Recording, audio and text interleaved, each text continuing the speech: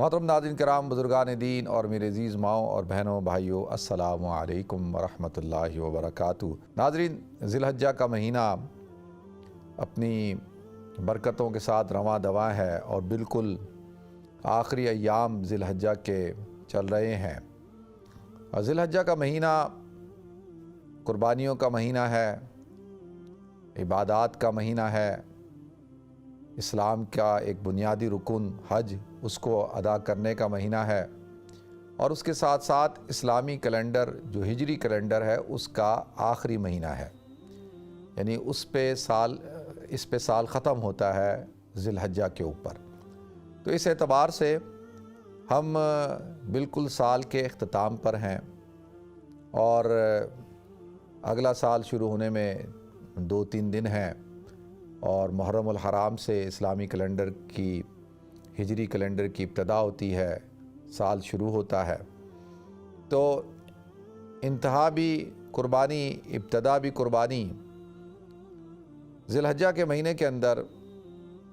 18 ذی الحجہ کو حضرت عثمان رضی اللہ تعالیٰ عنہ کو شہید کیا گیا۔ اسی طریقے سے ذی الحجہ کی 26 یا 27 تاریخ کو حضرت عمر رضی اللہ تعالیٰ عنہ پر حملہ کیا گیا، اور اسی حملے کے نتیجے میں آپ زخمی ہوئے، اور ان زخموں کی وجہ سے آپ کی شہادت ہوئی یکم محرم الحرام کو۔ تو اس اعتبار سے ذی الحجہ کا مہینہ بہت ہی اہم مہینہ ہے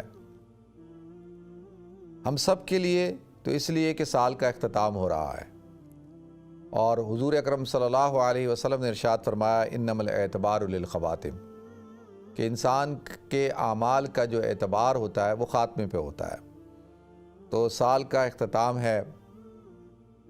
ہمیں چاہیے کہ ہم اپنا تجزیہ کریں، محاسبہ کریں، غور و فکر کریں کہ بھئی یہ جو سال گزرا، اس سال میں ہم نے کیا کیا، کیا کھویا، کیا پایا، کیا اچیو کیا، ہم سے کیا غلطیاں ہوئیں، کوتاہیاں ہوئیں،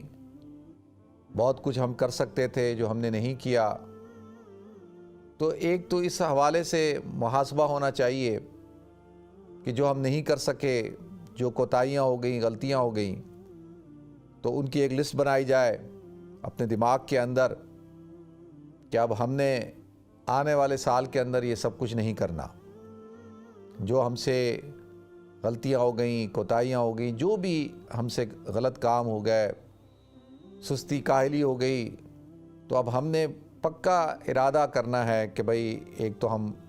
ان تمام چیزوں سے توبہ کرتے ہیں، اللہ سے معافی مانگتے ہیں، اور ایک عزم مصمم کرتے ہیں کہ انشاءاللہ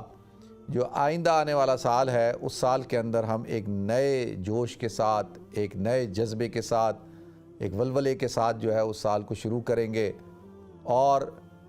اس سال کی ہم ایک اپنے ذہن کے اندر ایک ترتیب بنائیں، ایک خاکہ بنائیں کہ اس سال کے اندر ہم نے کیا کیا اچیو کرنا ہے،